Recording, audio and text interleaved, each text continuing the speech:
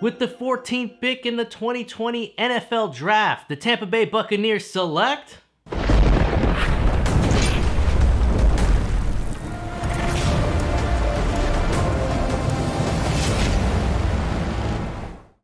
Easy now, Buck Nation. It's your rude boy, and thanks for tuning in to Tuff Bucs. Week 5 is in the books of this quarantine life, and I gotta tell ya, I'm about to hit the boiling point. We hope that everyone is doing well, are healthy, and have a proper stock of toilet paper. On today's episode, we'll be discussing our predictions on the first 3 rounds of the Buccos draft. We'll be joined by our special guest, head writer for the blog Talking Sunday, Anthony Germaine. We'll also be talking about the trade rumors surrounding tight end O.J. Howard. But before we get started, don't forget to like, subscribe, and comment below. And for you real tough Buck fans out there, click that bell icon so that you get real-time notifications on when new videos drop. You can also check me out at bucsreport.com, where you can access additional Buccaneers content. So with that, wash your hands and let's giddy up. So I'm gonna be frank, I don't mess with college football at all unless it's a big game or has something to do with the Owls, hooty-hoo, of FAU.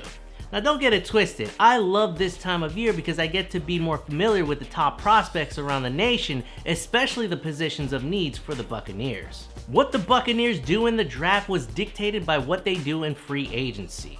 Had the Bucs not been able to re-sign the threesome of Shaq, JPP, and Sue, then the Bucs probably would have picked a defensive tackle in the first round. But since they were able to re-sign the 3, it's clear as day the Bucs are going to address the offensive line, especially with the signing of big-time Tom Brady. Who will they pick? I don't know. It depends on who's still available, and that could potentially be a problem for Jason Licht and Bruce Arians, as other teams are in need of a lineman as well.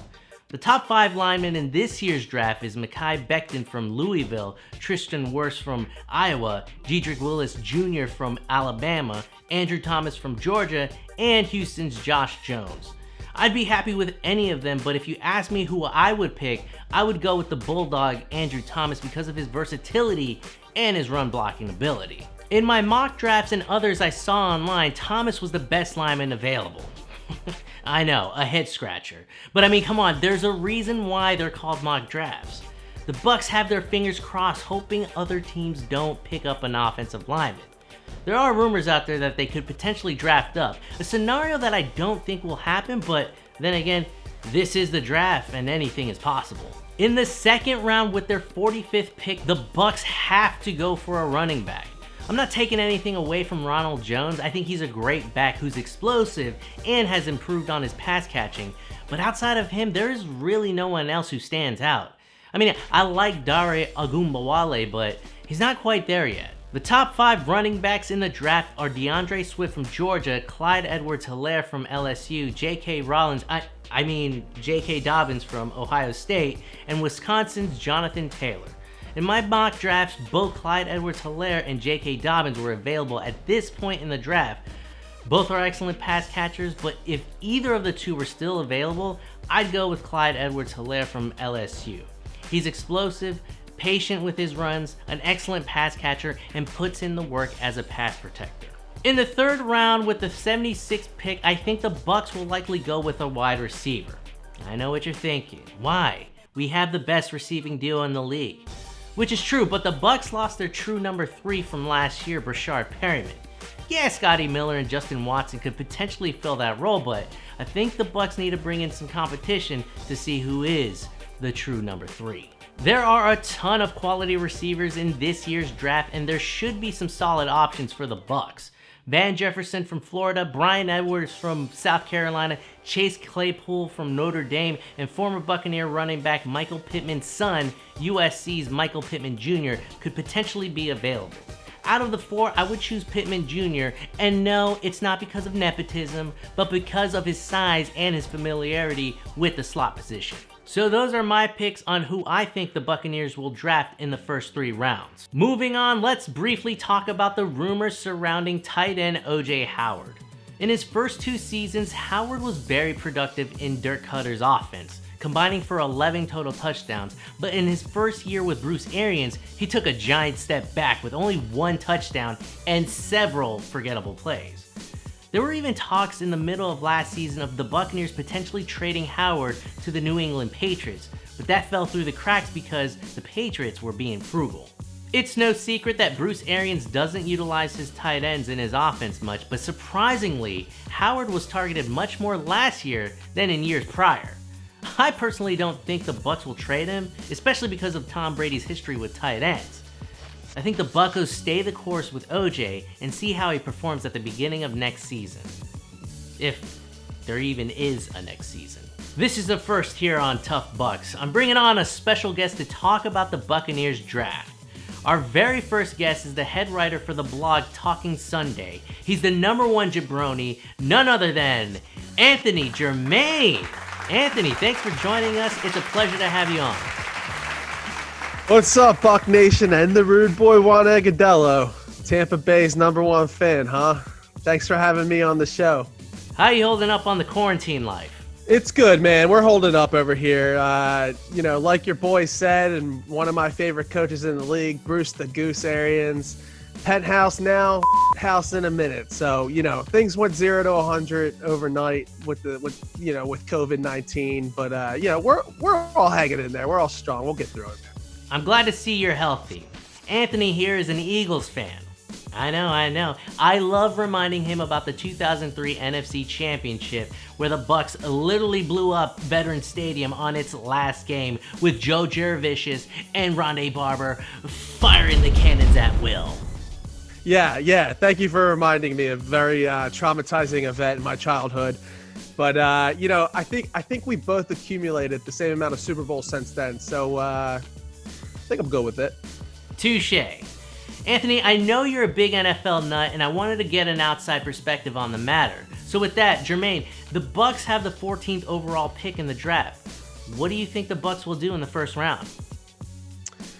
I got to tell you, Juan, I think this is a stay put or trade back situation. Although Tampa is in a win now mode, trading up from 14 just doesn't match their needs from a cost perspective when looking at the projected players to come off the board in front of them.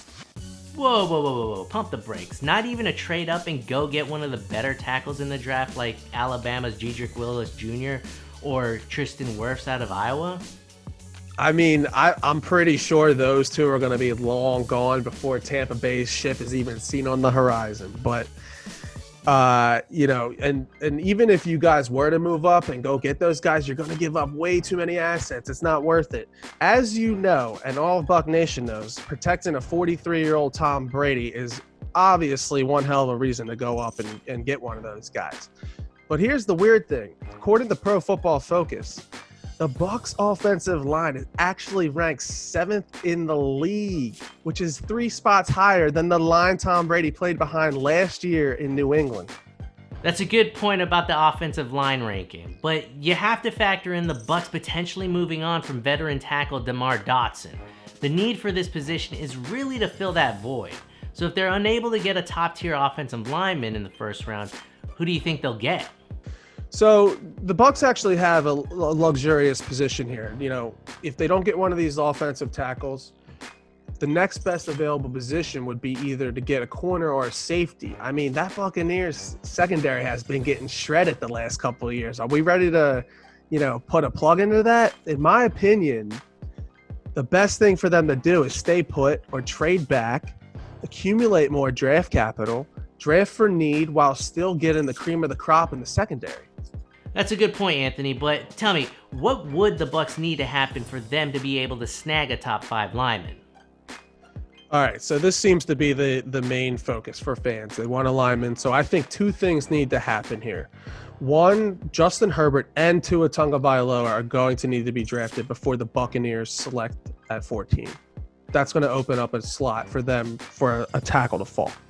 2, a team is going to need to jump into the top 11 picks and probably trade with the Jets or the Browns to get ahead of the Raiders and the 49ers to grab one of those receivers and start the receiver run. That's also going to open up another slot for a lineman to fall because the Jets and the Browns are going to need an offensive lineman. So some of those trade partners might be the Broncos, Dolphins, Jaguars, and Eagles, who all need wide receivers desperately. Keep in mind, though, my Philadelphia Eagles have relationships with the Jets and the Browns, because both of their GMs used to recently have front office positions with the Eagles. So the Eagles might be, a strong trading partner for either one of those teams. Man, why are you bringing up the Eagles? Ain't nobody care about the Eagles. Look, the one reason I wanted to come on and talk to Buck Nation is because the Eagles and Bucs could potentially be trading partners and best friends on draft day. It could be a win-win situation. You scratch my back, I scratch your back. Again, if all these top tackles that you Buccaneers fans want so bad are gone, the Bucs can suddenly find themselves sitting on a gold mine, because if the wide receivers start a run, starting with the Vegas Raiders, number 2 goes to the Niners, number 3, you're looking at the Buccaneers. That's a gold mine for all these wide receiver needy teams to trade up and give you guys a ton of assets. It's not a bad situation to be in. And there you have it, folks. Those are Germaine's thoughts. Check out his blog in the link provided in the description below. Anthony, thank you once again for joining us. Wash your hands, you filthy animal. Will do, Juan. Thanks for having me, brother. It was a blast. And that's our episode for today, folks. Buck Nation, who do you think the Bucs will draft? Do you think they'll trade O.J. Howard? Let me know by leaving a comment below. On our next episode, we'll be talking about the actual draft picks the Buccaneers make. Like, comment, and subscribe. And as always, wash your hands, stay indoors, stay safe, and keep firing them cannons.